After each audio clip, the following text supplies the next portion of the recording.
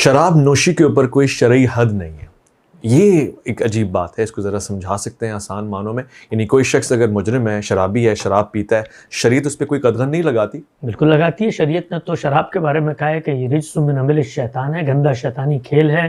شراب پینے والا پینے کے بعد اگر توبہ کرتا ہے تو اللہ تعالیٰ فرماتے ہیں کہ رسول اللہ صلی اللہ علیہ وسلم فرماتے ہیں کہ توبہ بھی 40 دن تک مؤخر کر دی جاتی ہے، اس لیے کہ اس طرح کی عادت ہے کہ اس عادت کی کوئی اجازت دی نہیں جا سکتی۔ وفد آیا آپ صلی اللہ علیہ وسلم کے پاس، وفد عبد القیس، وہ شراب پیتے تھے، مسلمان ہوئے، اطلاع پہنچی، منع کر دیا گیا، بڑے کمزور نظر آئے۔ رسول اللہ نے پوچھا، بڑے چہرے اترے ہوئے ہیں، انہوں نے کہا رسول اللہ آپ نے شراب کی جو ممانعت تھی وہ ہم تک پہنچا دی، تو اب تو طاقت ہی نہیں رہتی۔ تو ان کا سردار تھا، اشج اس کا نام تھا، اس نے کہا رسول اللہ اتنی سی پینے کی اجازت دے دیں، اتنی سی۔ تو آپ صلی اللہ علیہ وسلم نے فرمایا اتنی سی کی اجازت دے دی نا تو اتنی پینی شروع کر دو گے۔ تو دین نے تو ہمیں اس گندے شیطانی کھیل سے دور رہنے کا حکم دیا ہے۔ جو پیتا ہے، پینے کے بعد کیا شریعت نے اس پہ کوئی حد مقرر کی؟ کوئی سزا مقرر کی ہے؟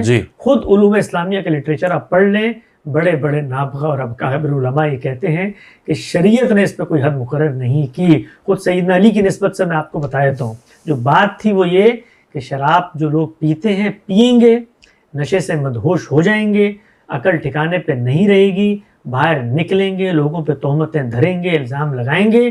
الزام لگانے کی غلط شریعت میں ایک سزا موجود ہے۔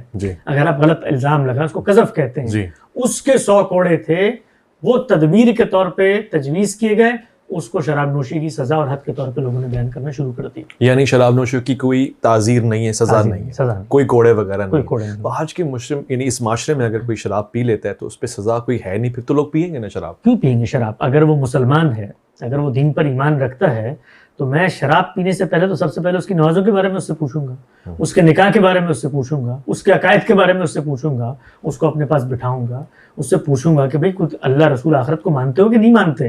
اگر وہ ان سب چیزوں کو نہیں مانتا تو میں اس کو شراب چھڑوا کے کون سے جنت میں لے کے چلا جاؤں گا؟ تو اگر کوئی شراب پیتا ہے تو میں اس کو دعوت دوں گا، اس کو تبلیغ کروں گا، اس کو دین کی طرف لے کر آؤں گا۔ ہاں، میں یہ قانون بنا سکتا ہوں کہ شراب پینے کے بعد تم میرے معاشرے میں چلتے پھرتے نظر نہ ہو، کیونکہ سد ذریعہ کا قانون ہے، ڈرائیو نہ کرو، پریکاشنری میجر کا قانون ہے، تم ڈرائیو نہ کرو، تم گاڑی چلاؤ گے تو لوگوں کو مارو گے، تم بازاروں میں نکلو گے تو اول فل بات کرو گے، میرے بچے تمہیں دیکھیں گے تو وہ اس سے مروب ہوں گے۔ تو یہ ساری پابندیاں میں سد ذریعہ کے اصول پہ لگا سکتا ہوں۔ باقی یہ شخصی معاملہ ہے، جو شخصی معاملہ ہوتا ہے وہ شخصی معاملہ جس وقت تک کسی کی حق تلفی یا جان مال آبرو کے خلاف زیادتی کا باعث نہ بنے تب تک وہ قابل سزا جرم نہیں بنتا۔